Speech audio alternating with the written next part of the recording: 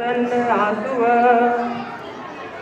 उपस्थित विद्वज्जन, मान्य मातृशक्ति एवं मेरे प्यारे विद्यार्थियों,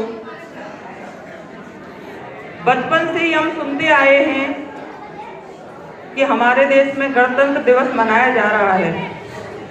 जब हम विद्यालय में पढ़ते थे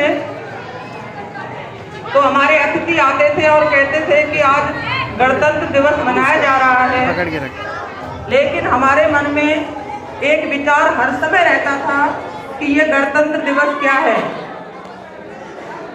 प्यारे विद्यार्थियों, मैं आपको बताना चाहती हूँ, गण कहते हैं समूह को, तंत्र कहते हैं व्यवस्था को। जिस देश में जनता के द्वारा देश का सर्वोच्च पद राष्ट्रपति को निर्वाचित किया जाता है, उस देश में गणतंत्र दिवस मनाया जाता है। और एक प्रश्न और हमारे विद्यार्थियों में आता है कि ये संविधान क्या है। तो मैं आपको बताना चाहती हूँ, सम प्लस विधान दो शब्दों से मिलकर के बना है। सम उसके आगे उपसर्ग लगा हुआ है। सम कहते हैं समान को और विधान कहते हैं कानून को। जिस देश में सभी के लिए समान कानून हो, समान व्यवस्था हो, उसे संविधान कहते हैं। तीसरा प्रश्न हम सभी को अंदर से कचोट के रखता है। हम किताबों में पढ़ते हुए आए हैं कि 26 नवंबर 1949 को हमारे देश का संविधान लागू हो गया था, लेकिन फिर 26 जनवरी 1950 को हम संविधान क्यों मनाते हैं? तो प्यारे विद्यार्थियों, मैं आपको बताना चाहती हूँ कि 26 जनवरी 1929 को हमने अपने को स्वतंत्र घोषित कर दिया था, लेकिन हमारा सौभाग्य इतना था कि 15 अगस्त 1947 को ही हम आजाद हो गए थे। इसलिए जो हमारा ऐतिहासिक दिन था 26 जनवरी, उसको हम नहीं मना पाए।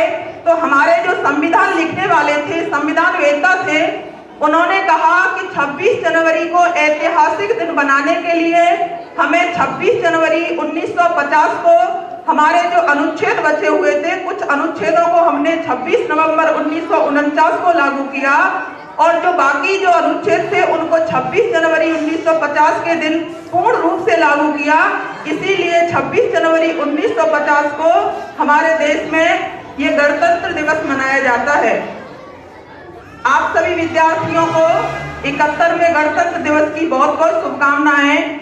जैसा कि अभी यहाँ पर बताया जा रहा है कि इस दिन को पाने के लिए अनेकों वीर और वीरांगनाओं ने अपनी जान की बाजी लगाई। मैं बाहर न जाती हुई इस मेवाड़ की धरा पर जहाँ मैं खड़ी हुई, वहीं पर मेरे को एक वीर की याद आती है, प्रताप सिंह बाराहट। वो 12 परिवार जिसने अपनी सारी जवानी को इस देश के लिए न्यौछावर कर दिया, उनमें से थे प्रताप सिंह बाराहट। बरेली की जेल में जिनको यातनाएं दी जा रही हैं, लेकिन वो देश का नौजवान, उस समय का जो पीए था, वो कहता है कि प्रताप सिंह, आप अधीनता स्वीकार कर लो और हम आपको छोड़ देंगे। आप जोरावर सिंह बारहट और सचिंद्र सन्याल का नाम बता दो तो हम आपको जेल से रिहा कर देंगे। और आपकी माता आपके लिए रो रही है, लेकिन मेरे देश का सिपाही कहता है कि मेरी माँ रो रही है तो रोने दो। मैं एक माँ को चुप कराने के लिए हजारों माँओं को नहीं रुला सकता। वो था मेरे देश का सिपाही, वो था मेरे देश का नौजवान। दूसरी तरफ जोरावर सिंह बाराहट, जो कभी भी अंग्रेजों की पकड़ में नहीं आए, जिन्हें राजस्थान का चंद्रशेखर आजाद कहा जाता है। इसलिए प्यारे विद्यार्थियों, यह देश हमारे लिए बहुत ही गौरवान्वित देश है।